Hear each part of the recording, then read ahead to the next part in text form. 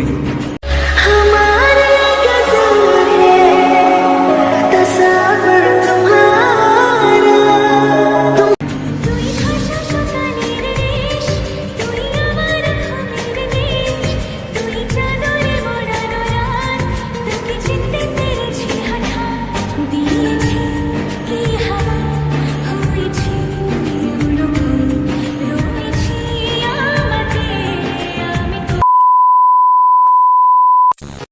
Hello বন্ধুরা, good morning, welcome back to my channel Riya's ব্লগে তোমাদের জানাই অনেক অনেক ভালোবাসা। আবার বেশ কয়েকটা দিন পর তোমাদের সাথে আমার ডেলি ব্লগ শেয়ার করতে চলে এলাম। তো চলো, এখন আমি এই মাত্র সবে উঠলাম, তো উঠেই একদম রুম থেকেই ভিডিওটা স্টার্ট করলাম। এবার ব্রাশ করব, তারপরেতে আমি যে কয়েকজন স্টুডেন্টকে পড়াই ওরাও আসবে, ওদেরকে পড়াবো। চলো ভিডিওটা কন্টিনিউ করতে থাকো। আই হোপ আজকের এই ব্লগ দেখতে তোমাদের ভালো লাগবে। তারপরেতেই দেখো ব্রাশ করে নিজে ফ্রেশ হয়ে চলে এসেছিলাম। আর আজকে মাত্র 2 জন এসেছে 5 জনের মধ্যে, কেননা কে জানে আগের দিনে তো বৃষ্টিও হয়েছিল, ঘুমটুম ভাঙেনি নাকি সকালে, তারও ঠিক নেই। চলো ওরা পড়তে থাকুক। পি ফর কি বলো? প্যারট। আর কিউ ফর? কিউ ফর কি? Queen. R for rose. S for কি বলো? তুমি জানো এস ফর কি বলো? সি সিপু। তুমি সিপ বলতে পারো নি, সিপু বলো। তারপর T for tiger. U for umbrella. V for বা আঙ্গুল দাও তুমি। ভি ফর এখানটায় ভি, এই যে ভি ফর বলো ভেজিটেবলস। ডাব্লিউ ফর এই যে W for watch. X for Xmas. Y for বলো ইয়াক। Z for zebra. তো দেখলেই তো আমার স্টুডেন্টদের পড়ানোর পর আমি আমার ঘরের মিষ্টি সোনাকে নিয়ে একটু বসেছিলাম পড়াতে। তো ওকেও একটু পড়িয়ে দিলাম, সবাইকেই এখন পড়াচ্ছি। আবার বিকেলে আবার একটা স্টুডেন্টকে পড়ানো আছে। তারপরেতে মা মুড়ি দিয়ে দিয়েছিলো, আর মুড়ির মধ্যে ছিল আজকে ঝাল ঝাল ঘুগনি ছিল। আর আমি ঘুগনির উপর শসা, পেঁয়াজ, ঝুরি ভাজা এই সমস্ত দিয়ে একটু মিক্সড করে নিচ্ছিলাম। তো চলো মুড়িটা খেয়ে নিই। আর সব থেকে দুঃখের কি জানো তো, মানে আমার খুব কষ্ট লাগছে, আমাদের বাড়ির কিছুটা অংশ ভাঙা হয়ে যাচ্ছে। তো কেন ভাঙা হচ্ছে বা কী ধারা, সেটা তো তোমাদেরকে বলবোই। তো এইখানে যেখানটা ভাঙা হচ্ছে দেখতে পাচ্ছ তো, ওখানটাই হচ্ছে মানে নতুন করে বাড়ি তৈরি করবে জেঠুরা, যে কারণে দেখো এইখানটা মানে ভেঙে ফেলা হচ্ছে, অনেকটাই ভাঙা হয়ে গিয়েছে। তারপরেতে আমি হচ্ছে আম এনেছিলাম বাজার থেকে, তো আমগুলোকে ফ্রিজের মধ্যে রেখে দিয়েছিলাম, কেননা রোদ দেয়নি, যেহেতু আমটার ঝাল ঝাল আচার বানাবো রোদের মধ্যে, তো রোদটা তো লাগবে। তো দেখলাম আজকে ভালো রোদ দিয়েছিল, যে কারণে আমি আমগুলো ফ্রিজ থেকে বার করে নিলাম। আর মাত্র 5টি আম আর কি, তাও আবার সব পোকা বেরিয়ে গেছিলো। ভিডিওটা দেখো না, দেখলে বুঝতে পারবে ভালোভাবে। আমগুলো আমি ধুয়ে নিচ্ছিলাম, আর মা বলল যে তুই ধুয়ে আন, আমি কেটে দেবো, যে কারণে আমি ধুয়ে নিচ্ছিলাম, মা কেটে দিচ্ছিল। চলো দেখো না এবার আমগুলো, মানে 3টা আম হয়তো না 2টা আম হয়তো ভালো বেরাবে, বাদ বাকি সব আমগুলো আবার পোকা। কি মুশকিল বলো তো। দেখো না, এই দেখো কত পোকা বেরিয়ে গেছে। আমাকে মা ওটাই বলছিল, দেখ এরকম কি সাইজ করব, ওটা বলছিলাম। আমি বললাম একটু বড় বড় করে সাইজটা করে দাও, এরকম বলছিলাম। আর অনেক দিন পর আমার মানে কাঁচা আম খাওয়ার ইচ্ছেটা আজকে পূরণ হলো। আমি অনেক দিন থেকে ভাবছি যে আজকে আম খাবো, বাট আমার খাওয়া হচ্ছিল না। যে কারণে বলতে কি বলো তো, আমারও পেটটাও একটু প্রবলেম করছিল, যে কারণে আমি খেতে পাচ্ছিলাম না। আর আজকে তো পেয়েছি হাতের সামনে, তো দেখো আমি একটা খেয়েছি, আবার মাকে বলছি মা আর একটা দাও। মা বলছে তুই কি খেয়ে মরবি নাকি, আর খেতে হবে না।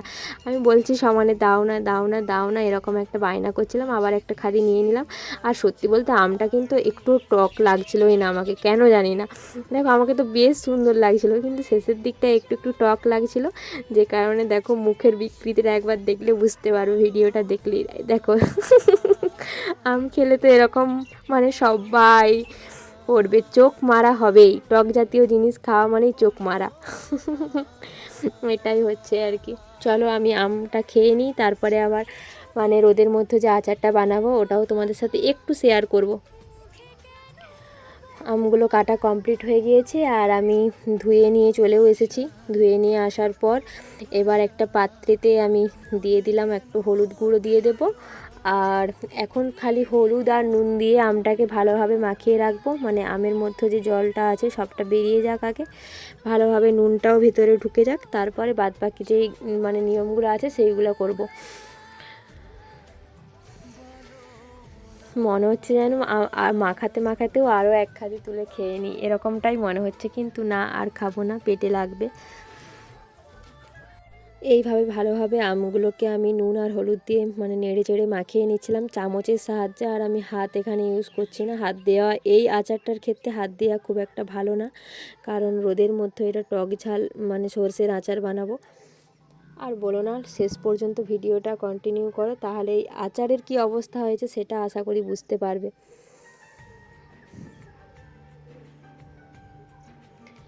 তারপরেতেই মা লাঞ্চের থালি দিয়ে দিয়েছিল। চলো আজকে লাঞ্চের থালিতে কি কি আছে দেখে নাও। আজকে আছে মাছে পটলের ঝোল, একটা সবজির তরকারি, আমের চাটনি, আমের পাকা, আম পাকাটা যদিও ভালো পাকেনি, যাই হোক, আর ভাত। চলো খেয়ে নেওয়া যাক। এই দেখো, এই দিকে আমাদের পাকা মরলি, একবার দেখে নাও আমাদের পাকা বুড়ির শাড়ি পরেছে, ওর খুব শাড়ি পরার শখ। তো আমি খাওয়া দাওয়া কমপ্লিট করে এসে যখন মানে শুতে যাব রুমের মধ্যে, দেখি ও শাড়ি পরে আমাকে বলছে দেখো দেখো আমি শাড়ি পরেছি, আর তোমাদেরকে শাড়ি পরে দেখো হাই হ্যালো করছে। দেখো খুব সুন্দর কিন্তু শাড়িটা পরিয়ে দিয়েছে। ফ্রেন্ড দেখো, আমি ঘুমাচ্ছিলাম আর প্রচণ্ড পরিমাণে বৃষ্টি হবে মনে হয়, মেঘ উঠেছিল। দেখো মেঘটা কতটা কালো হয়েছে, শুধু সেটা দেখতে থাকো, তোমাদেরকে ওটা দেখাবো বলে আমি ছুটে ছুটে এই ঝড়ের মধ্যে ফোনটা এনেছি। ঘুম থেকে উঠে দেখি এত মেঘ, আমি পড়াতে যেতে পারবো কিনা সেটাও জানি না। দেখো মেঘটা একবার, তো দেখতেই তো পাচ্ছ আমি একটু মাঠের সাইডে এলাম আর তোমাদের সাথে একবার এই কালো অন্ধকার মেঘটার মানে দৃশ্যটা তুলে ধরবো বলে। মা এই সাইডে কলাই তুলছিল, মাকে বললাম মা বাড়ি চলে আসো, প্রচুর মেঘটা ধরেছে, একদম কালো হয়ে গেছে, আর সেই পরিমাণে মানে ঝড়ও হচ্ছে একবারে। দেখো ক্যামেরাতেও কালো লাগছে। যাই হোক, এই কালো মেঘের বৃষ্টি কিন্তু অনেকটাই হয়েছিল, বলে বোঝাতে পারবো না। আর এই সাইডে আমাদের জমির তিল গাছগুলো তোমাদের সাথে একটু শেয়ার করে দিলাম, হাওয়াতে কত সুন্দর মানে দোল দোল দোলনি করছে ওরা, দেখতে খুব সুন্দর লাগছে। কিন্তু আমি কিন্তু আমার এই সাইডের জমিটার দিকে কোনোদিনই আসিনি, আজকে যা হোক তোমাদের সাথে শেয়ার করবো বলে আসাও হলো। আর এই দিকে পাশের বাড়ির একটা ঠাকুমাদের গাছে এই রকম দেখো একটা মানে ডালেতে 1 2 3 4 5টা আম হয়েছে। আমাদের তো আম গাছ ছিল যদিও, বাট এখন আর এই মুহূর্তে কোনো আমের গাছও নেই বা কোনো কিছু গাছও নেই, সব কাটাকাটি হয়ে গিয়েছে বাড়িঘর হবে বলে।